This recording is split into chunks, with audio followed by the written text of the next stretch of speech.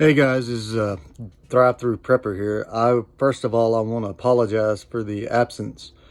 I haven't uploaded anything in quite a while. I think the last time I uploaded a video was like 288 days ago, and I appreciate most of you for following. But most of all, I wanted to come on here and just not leave anybody hanging. The reason for my absence is because I've been battling some really serious health issues that led me into the ICU for a month. A little bit about me is I'm 40 years old, and of course, by some of the videos, you guys knew that I drove a truck. You can see in the background, and on some of my videos, some of you noticed it that my speech, it sounded like some people can be mean on there, but they was calling me like, oh, I sound retarded and all that, which the words don't bother me. But with me doing the videos, I started feeling, I don't know, kind of weird, if that explains anything. Like, I wasn't feeling good. I was vomiting all the time. I couldn't think straight, and to this day I still can't. Like it's like my mind is so what do you call it, blocked, like foggy. And it started happening like 2 years ago. Like, I'm having pains, like waking up and discoloration of my skin, my fingers and toes, when the temperature starts to fluctuate real quick. And I started going to the doctors, but most of them was saying that it was nothing wrong. They couldn't find anything. And eventually one morning I woke up and I realized something was seriously wrong. So of course I went to the urgent care, and they looked me over, and she's like, well, it seems like you have Raynaud's, which a lot of people, I think, get it. And what Raynaud's is the discoloration of your fingertips and fingers and toes, and sudden rapid changes during the weather. And it can be extremely painful extremely painful. But I started going to, I kept working, driving the truck, and I noticed that it started to progress. Like, I was hurting a lot in my joints. I wasn't eating sometimes. Like, I knew there was something wrong. I just didn't know. But when I went to urgent care, she done the test, and when I went to the rheumatologist she referred me to, I won't give no names, but she told me that when she done the test, I had undifferentiated connective tissue disease, and she put me on some medications. Well, with my, driving the truck and in pain, and like, it makes depression set in too. I was having out with a company, and the company didn't like me taking off, and blah, blah, blah. One thing led to another, so I don't work for that company anymore, and I had to move back in with my mother. Yes, I'm 40 years old. Who gives a fuck? I'm living with my mother. But I moved back in with her, and I started falling financially short on things, and I decided to go back to work. And when I went back to work, I started driving the truck, which I went to another company, which treated me very well. I can say this. They didn't terminate me. I understand why they had to let me go, because of DOT regulations.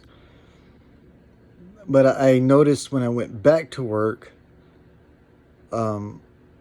driving the truck, I decided to start making, YouTube channels, like Prepper, because I like things like how to survive and prepping. And of course, with things going on in the world, I just wanted to put what information I knew out to help people that didn't know anything about it. I'm kind of a nerd in a way. But I started working for him. I started doing financial gain. I was saving, had my money saved up. I started to get back on my feet. But when February rolled around, I noticed I was getting extremely sick. And I was vomiting. Every time I ate something, I vomit. I was getting lightheaded. I couldn't sleep. I could sleep 10 hours and I could wake up and feel like within an hour I worked a 8-hour shift. I would be extremely tired. Well, when February rolled around, my birthday came. My birthday's in February. I got extremely sick. And I couldn't breathe when I laid on my side. I just couldn't breathe at all. I was having difficulties breathing. I was vomiting. I wasn't running any fever or anything. I was stuffed up in the head. I figured I didn't call it a cold or something, or COVID again.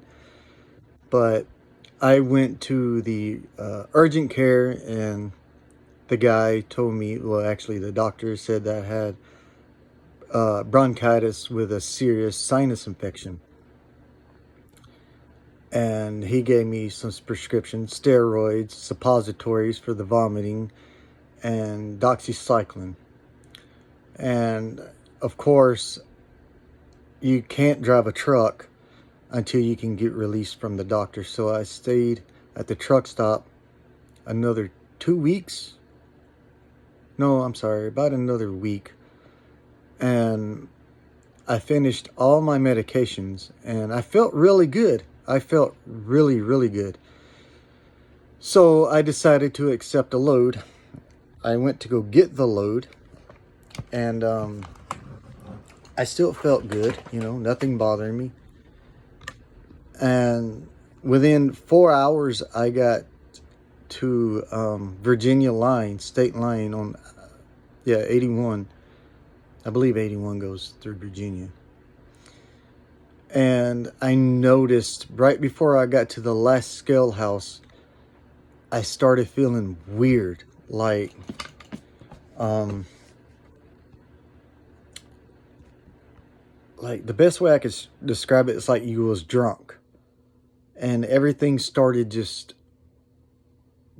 going real quick from the left to right, left and right, left and right, left and right. And then after that, I don't remember anything but waking up in the ambulance. And I don't even know how I came to stop the 18-wheeler, but apparently I did in the weigh station. And the DOT officer ran out, and he told me that when I went back after I got out of the ICU, I went back to thank him for saving my life and things like that. And he told me that when he found me, I was leaned over in my seat, in the driver's seat, with the truck parked, with my dog in my lap, with her head up here, that I was drilling and my speech was slurred. And he didn't know what was going on. I didn't either, because I guess I was in and out of it. So I went to Winchester Hospitals, where they took me to. And they done a lot of tests on me, and they said, we can't find nothing wrong with you. So they was going to send me home. Well, they called Fairfax, Virginia. Awesome, awesome hospital. I don't care what anyone says. I live in Mississippi. But I don't care what anyone says. Awesome, awesome doctors, hospital.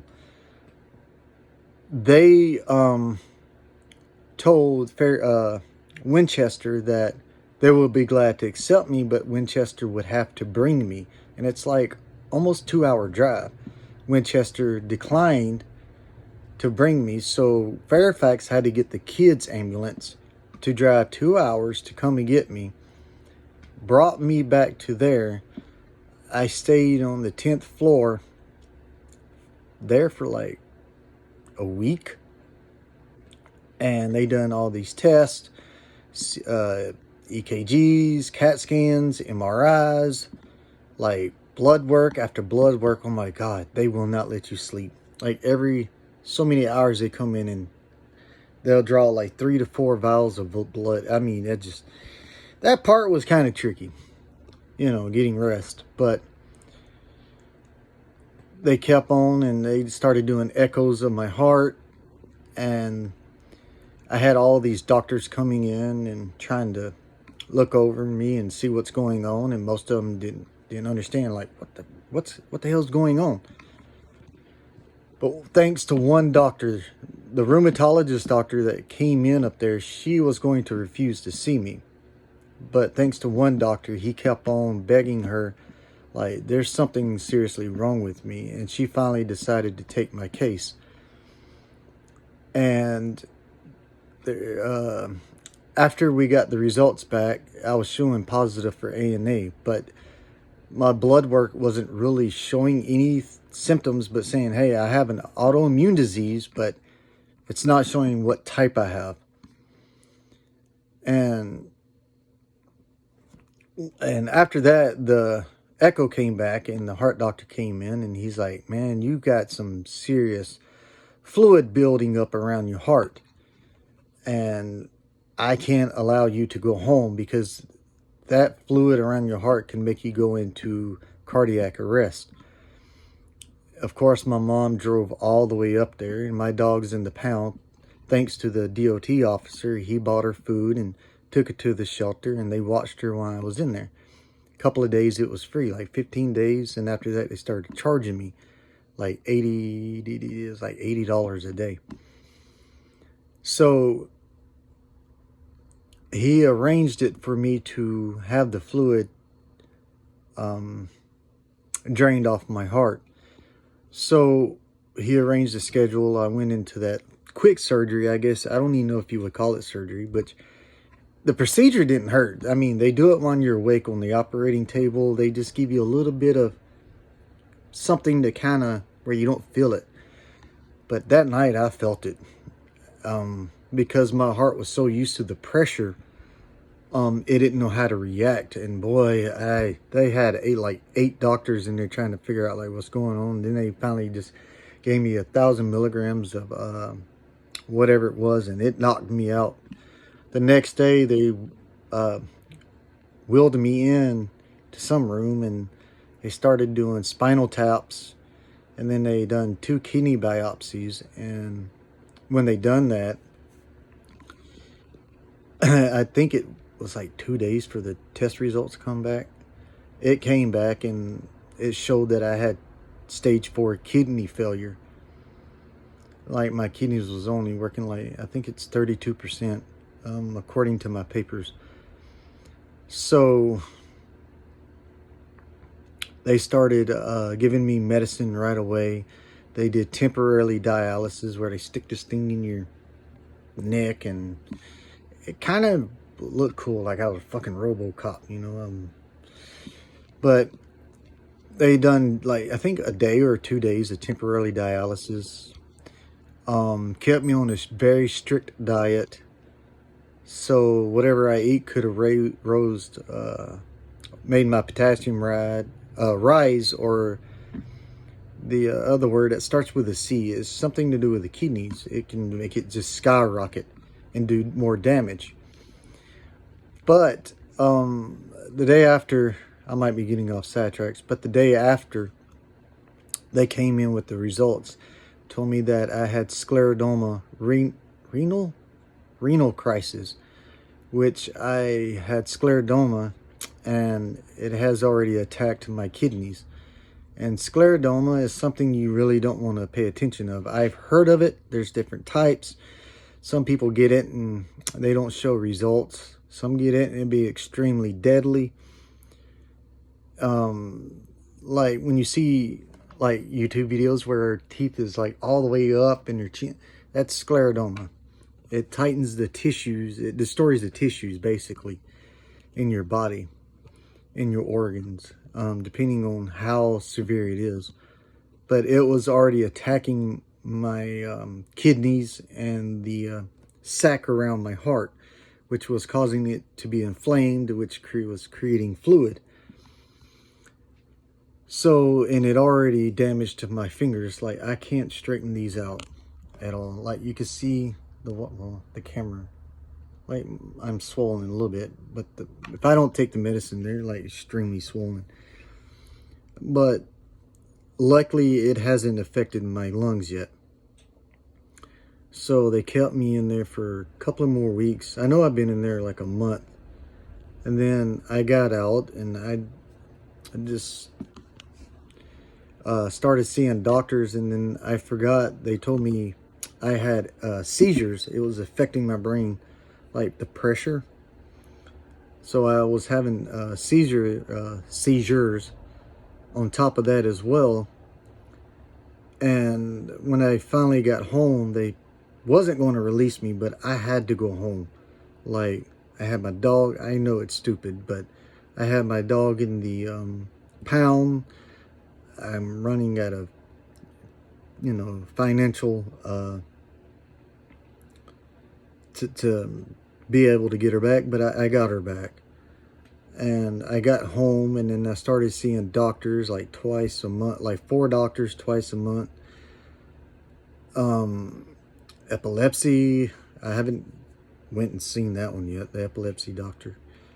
But I've been dealing with the kidney doctors, the heart doctors, and I haven't been feeling very well when I wake up in the mornings. I'm extremely in pain. I'm tired. I don't take any narcotics for this. All I get is hydrochloroquine, blood pressure medicine to keep my blood pressure down, because it gets up to 205 to 200. And the higher your blood pressure is, the more it can damage your kidneys, your livers, your heart, which I don't need any more damage to my kidneys. And I'm trying to not be around the stress. So I'm working on that, and like I'm seeing the doctors left and right. Now I'm having a brain fart here, but like I said, I'm seeing the kidney doctors, but everything's starting to level off, but the fluid is starting to come back around my heart, so they're monitoring that. That's what I was talking about earlier. Like, I wake up in the morning and I'm extremely in pain. I'm tired. I don't want to eat. And sometimes when I don't eat, I get really bad headaches. And they have me all on this medication. I don't take narcotics for it, for the pain. I just, like I said, I'm on hydrochloroquine, blood thinner. I'm on sodium bicarbonate for my CO2 levels in my bloodstream.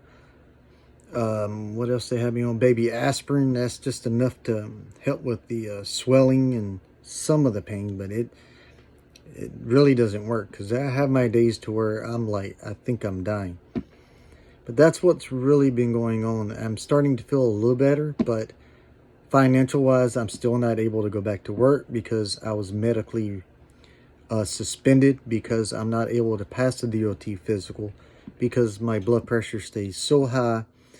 Plus, with you having epilepsies, you're technically out of the driving business for either a while or forever. But I'm trying to look for odds and end jobs, but when they find out that I have all these issues, they won't hire me, or they claim they'll hire me, but I never hear anything back, even when I call. So I don't know what to do, but I just feel that since I have nothing to do, I'll just update you guys on here. And I apologize.